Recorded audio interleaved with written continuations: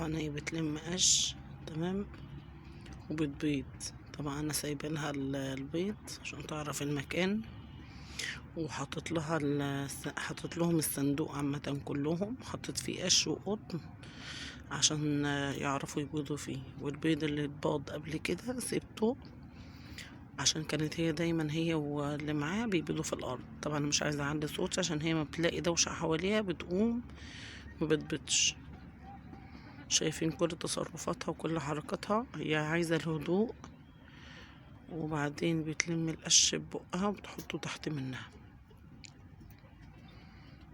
طبعا اللهم صل وسلم وبارك على سيدنا محمد عليه الصلاة وأفضل السلام.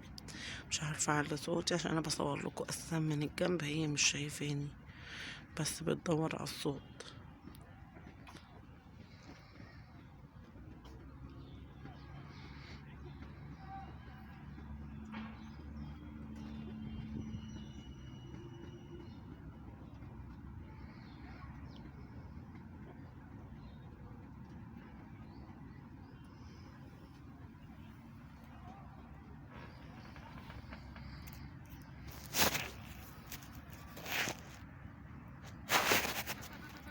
بصوا التانيين نايمين في الشمس، واللي هناك دي بتكوكي عالبيض. بس هو المفروض من السبت للسبت هما ما شاء الله 4 فرخات. جايبين لي بس 8 بيضات. مش عارفة اليوم تقريبا بيجيبوا واحدة بس ولا ايه، مش عارفة. تمام. طبعا لما نيجي نجمع البيض هتكونوا معايا ان شاء الله.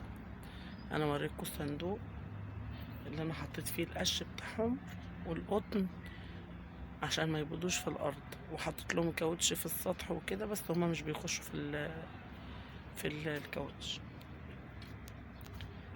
انا كان نفسي اوريكم وهي بتبيض البيضه وهي نازله منها، بس هي مش عارفه قلقانه ليه.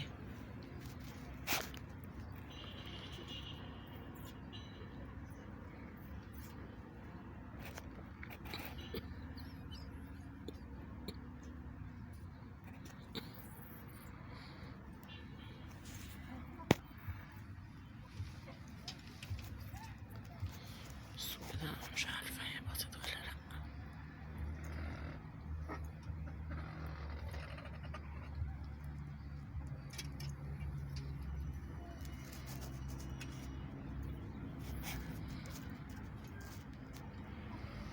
هي قامت من عليها من على البيض، بس مش عارفه باضت ولا لا. هنخش كده نبص من الناحيه التانية. هي قامت تاكل اهي، شايفين قاعده بتاكل، بس مش عارفه بقى هي باضت ولا لا. هما كانوا 6 بيضات وانا كنت واخده 2، يبقوا 8. مش عارفه بقى لو باضت هيبقوا طبعا هنا 7. تمام. بصوا هي قامت تاكل. هما سبحان الله الفراخ دي بتحب الهدوء، مش بتحب حد حواليهم خالص خالص. حركاتهم وتصرفاتهم كده بتبقى غير طبيعيه لما بيلاقوا حد حواليهم. تمام. انا حاطه لهم بقى الرز اللي هو بتاع البيت وكده، فضلات الاكل بتاعت البيت. على فكره يا جماعه، محدش يحط لهم اكل محمض او اكل بايظ. والاكل لو عندك اكل بكترة ممكن تحطيه في التلاجة عشان حرام ما ياكلوش بايظ، وتستني لما يهدى وبعد كده بتحطه لهم بياكلوه. هم بيفضلوا اكل البيت وبيحبوا اكل البيت جدا. تمام.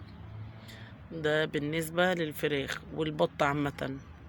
ماشي. النهاردة بقى طبعا انا جيت فتحت عليهم، لقيت الحمد لله بفضل الله 3 بطايات من الصغيرين ماتوا ازاي بقى معرفش. بصوا انا سايبه اللنده، والله اللنده اهي ما بقفلهاش، بقفلها بس بالنهار ترتاح، وبسيبها عليهم طول الليل مفتوحه. وزي ما انتوا شايفين العيشه اللي هم فيها اساسا ساكته وهاديه. بصوا استنوا كده، هي قامت تاكل، مش عارفه هتقعد تاني ولا لا.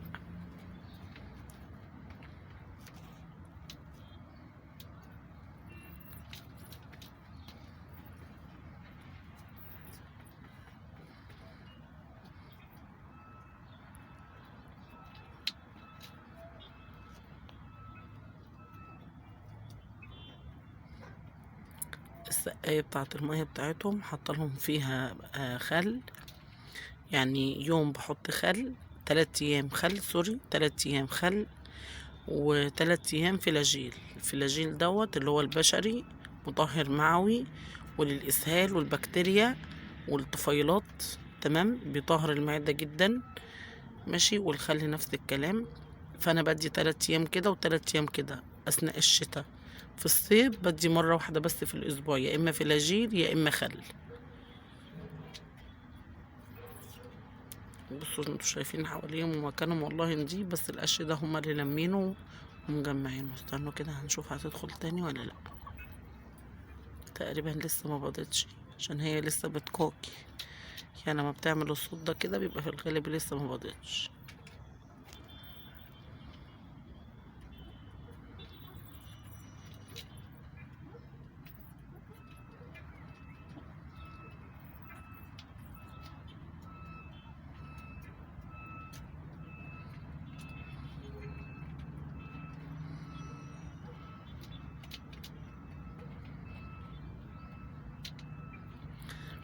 يا جماعة الكالسيوم بتاع الشمس حلو جدا جدا جدا للطيور. انا كان عندي بطاية مش عارفة كانت بتعرج، مش عارفة اتخبطت ولا ايه اللي في رجلها. المهم حاولت ان انا اعمل لها حاجة معرفتش، ثواني. بعدين خرجتها عادي في الشمس، بقيت تعرج 3 ايام كده او 4 ايام، وبعد كده رجلها الحمد لله فكت وبقت كويسة. الشمس فيها فايدة ليهم جدا، وانا طول ما السطح شمس انا سايبه الدنيا مفتوحه، مش بحبسهم ومش بقفل عليهم، بس بقعد معاهم بقى شويه، بخاف من اي طائر يجي يخطف حاجه ويجري.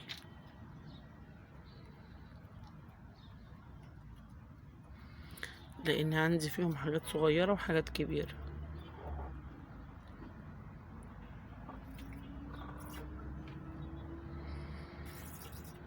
انا هضطر الفلكوا لو خرجت بقى وما دخلتش تاني، هضطر الفلكوا واصور لكم برضو ايه، هنشوفها باضت ولا لا. بس هي خرجت اهي، مش عارفه يمكن قايمه تاكل وتشرب وهترجع تاني. هي باينه، باينه اهي. هي بتشرب من السقايه، جت كلت وبعد ما كلت خرجت تشرب من السقايه.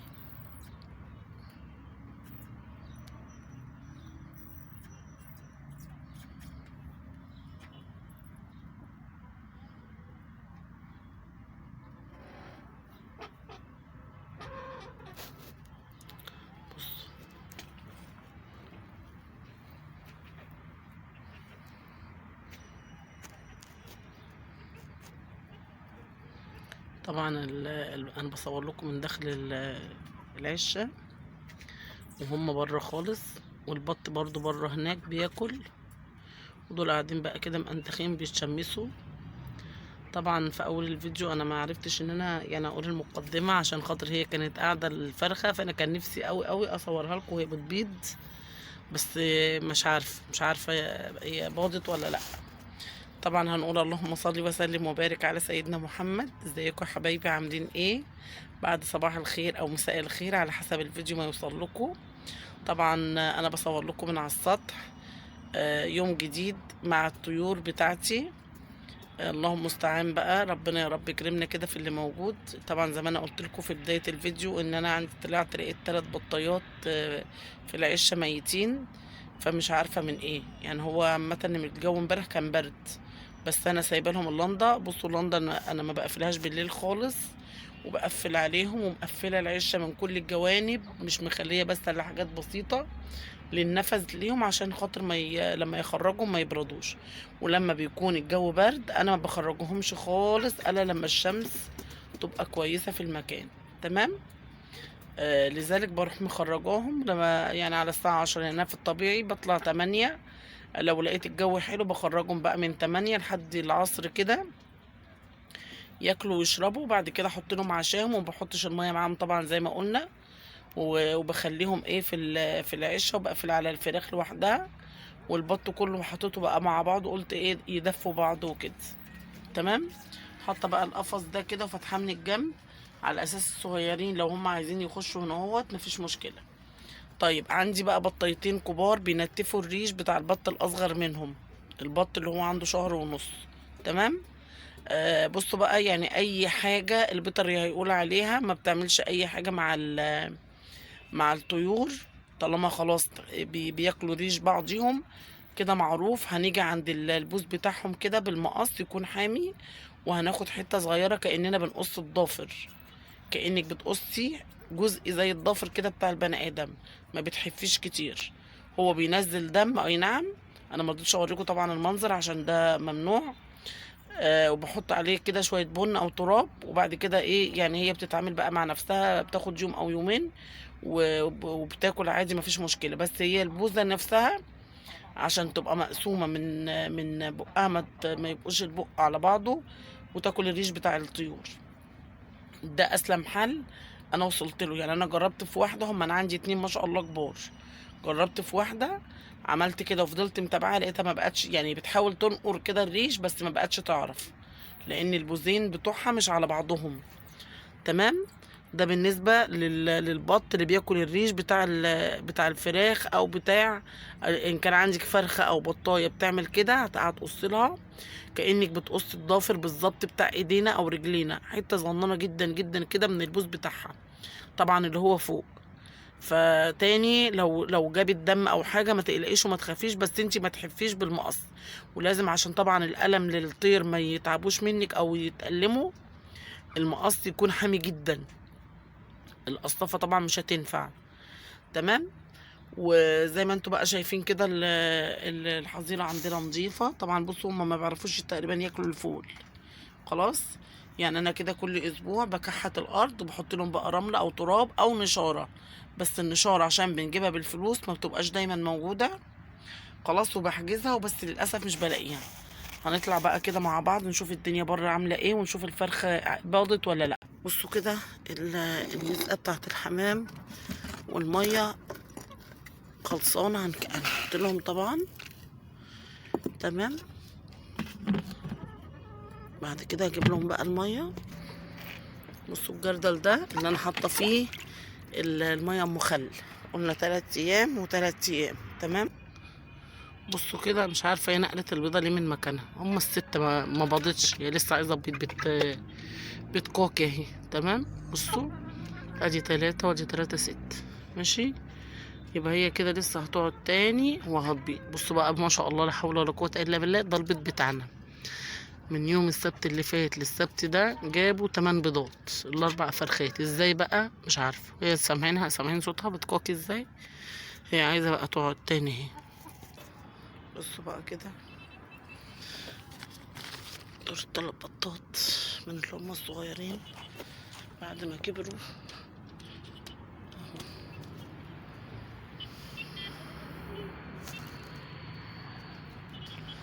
ايه بقى اللي حصل معرفش، الحمد لله قدر الله ما شاء فعل. اهو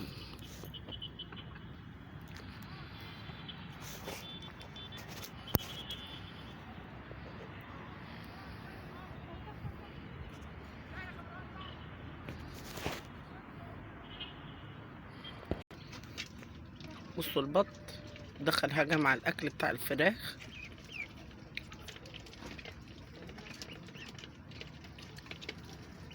شايفين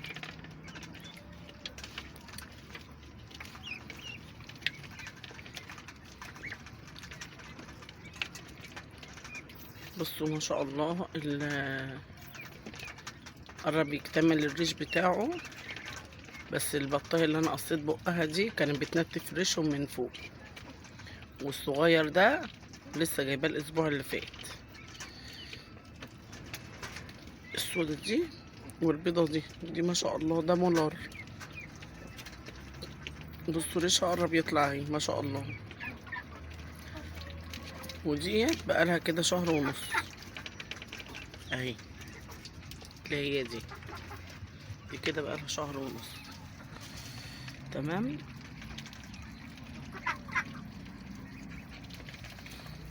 ودي الكبيرة دي اللي انا قصيت بقها اهي ما شاء الله الحمد لله بتاكل كبيرة.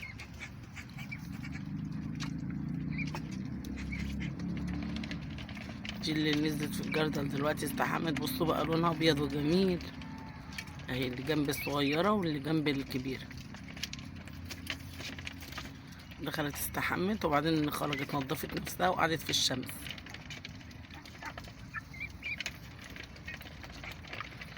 اللي جاية دي اللي هو البط البلدي اللي هو السوداني. تمام. طبعا هما دخلوا على العشه بتاعت الفراخ، لان انا قمت ما كنت قاعده لهم على الباب ماسكه عصايه عشان ما يدخلوش. ما شاء الله فاهمين بقى، يعني اول انا ما اهز العصايه بس ما بجيش جنبيهم يروحوا جاريين. اهي دي بلدي دي اللي هي السمرة دي بلدي دي. اما اللي هناك دي اهي الخارجه من العشه دي بلدي برضو، بقى لها شهر ونص، اللي هي اخوات دي جايه مع دي مع البيضه دي.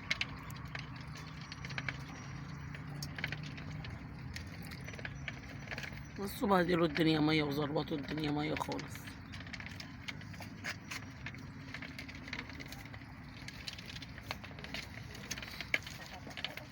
ياكلوا ما شاء الله ويطلعوا يشربوا. الخميره يا جماعه، الخميره اللي هي الفوريه انا بحطها على الاكل. بصوا البطه بتضرب الديك، هو ديك صغير كده عبيط بيتضرب على طول.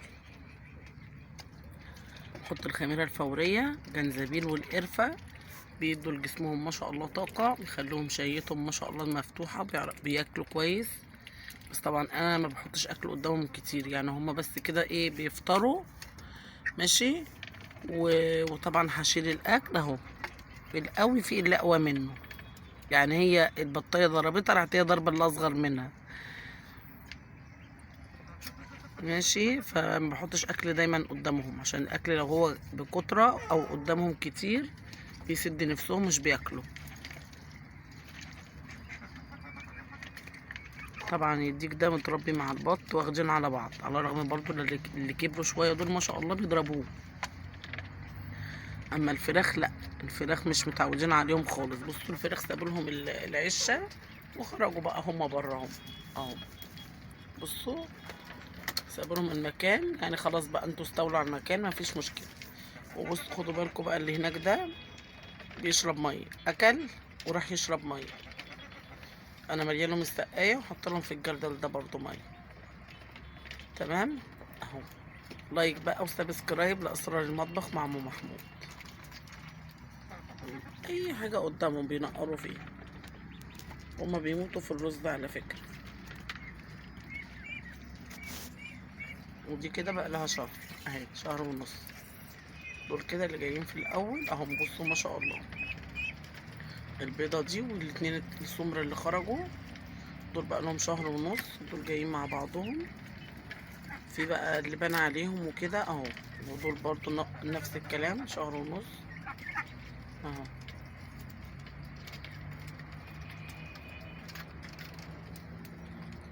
يا رب بقى الكادر يكون كده باين وواضح ليكم. ياكلوا ويطلعوا يشمسوا. دي شهر ونص البطايه اللي هناك اللي عند الجردل دي.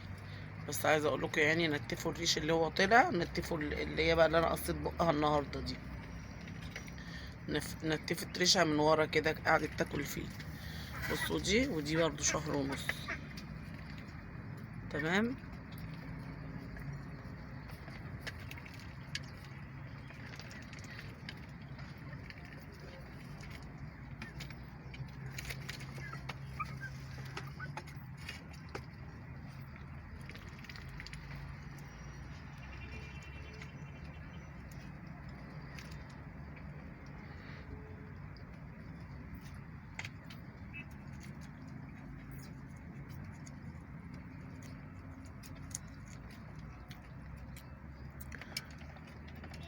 طبعا ملح الطعام انا بحطه لهم في الاكل بتاعهم بيفتح شهيتهم، والعيش بنشفه وبكسره بحطه لهم برضو على الاكل بتاعهم.